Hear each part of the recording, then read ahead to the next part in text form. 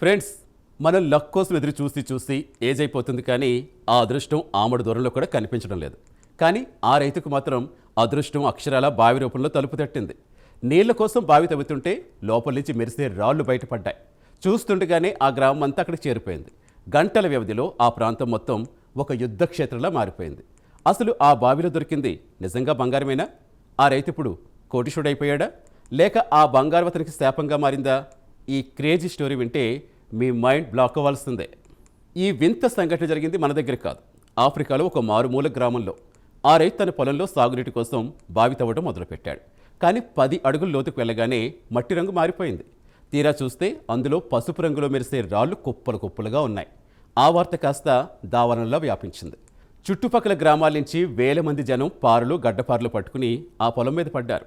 అక్కడ దొరికిన మట్టిని ఇంటికి తీసుకెళ్లి కడిగితే అందులో 60 నుంచి 90% వరకు స్వచ్ఛమైన బంగారం ఉందని తేలింది. కానీ అదృష్టం ఎప్పుడు ఒంటరిగా రాదు మావా. ఆ రైతు సంతోషం ఒక్కరోజు కూడా ఉండలేదు. ఆ పొలంలో బంగారం ఉంది అని తెలియగానే ప్రభుత్వం రంగంలోకి దిగింది. ఆ ప్రాంతాన్ని తన ఆధీనంలోకి తీసుకుని చుట్టూ సైన్యాన్ని కాపలా పెట్టేసింది. జనం మీద లాఠీ చార్జ్ చేసి అందరినీ తరిమేశారు. ఆ రైతుకు 1 గ్రామ్ బంగారం కూడా దక్కలేదు. సరికదా ఉన్న పొలం కూడా పోయింది. ఇక్కడ మనం గమనించాల్సింది ఏంటంటే, భూమి లోపల నిధులు దొరికితే అవి ఎవరికి చెందుతాయి?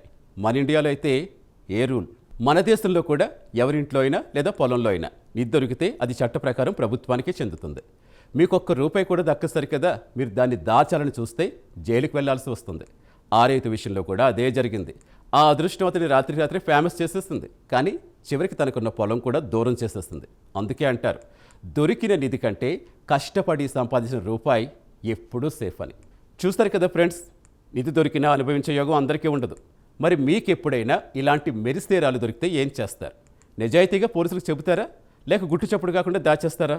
కామెంట్స్లో చెప్పండి. ఈ వీడియో నచ్చితే లైక్ చేయండి, మీ ఫ్రెండ్స్కి షేర్ చేయండి. ఇలాంటి వైరల్ స్టోరీస్ కోసం మన ఛానల్ని ఇప్పుడే సబ్స్క్రైబ్ చేసుకోండి.